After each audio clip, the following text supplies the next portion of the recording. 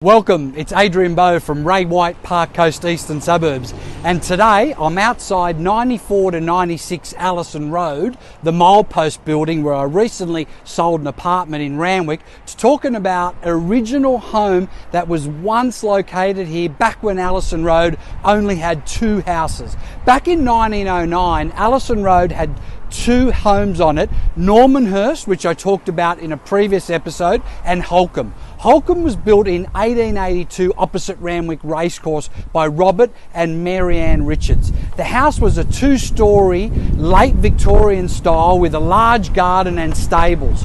Robert's father, Benjamin Richards, had established a business called Riverstone Meat Works in 1878 on 2,300 acres right next to Riverstone Station, approximately 50 kilometres northwest of here. It became one of the largest abattoirs in New South Wales due to the great distribution network the railway offered, as well as Riverstone being part of the route that the cattle and sheep drovers used to bring their stock down from the Hunter River and Liverpool Plains. It processed over 2,000 sheep and 100 bullocks a day, employed hundreds of people.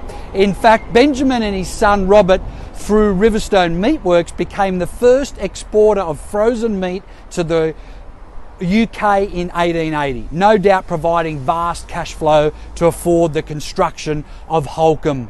The Richards family had 12 children, and even though Roberts passed away at the age of 61, Mary Ann remained living at the home with her children for another 20 years, though she did decide to sell it off the particular land and the estate in 1911.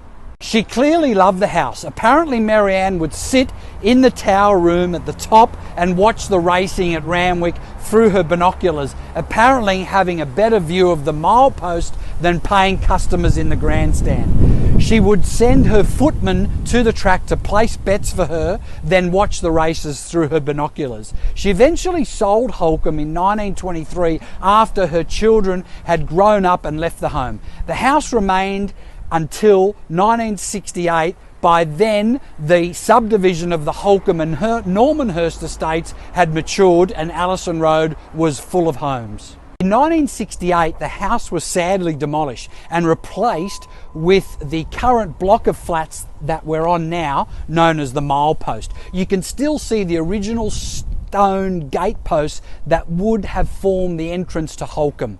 Amazingly, the two-bedroom apartments at the milepost were being sold for between $14,500 and $20,000 back in 1968. Just behind the milepost is Hollowcomb Avenue, which was obviously named after the old home that was established here. A tramway line was built that ran just behind Hollowcomb, taking it to what is now Kynaston Avenue and Tram Lane. Local historian and councillor Kathy Nielsen is to be congratulated for her research on this property.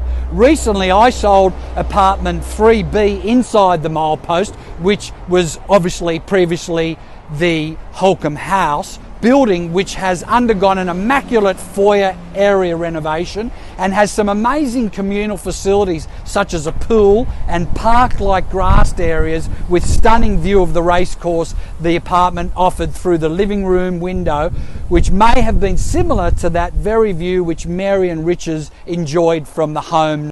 The story of Hollowcomb, the Richards family meat works and the tram line is another element of our local community history that I'm determined to keep alive. If you'd like an appraisal of your property, please don't hesitate to call me on 0418 278 316 or email adrian.bo@raywhite.com.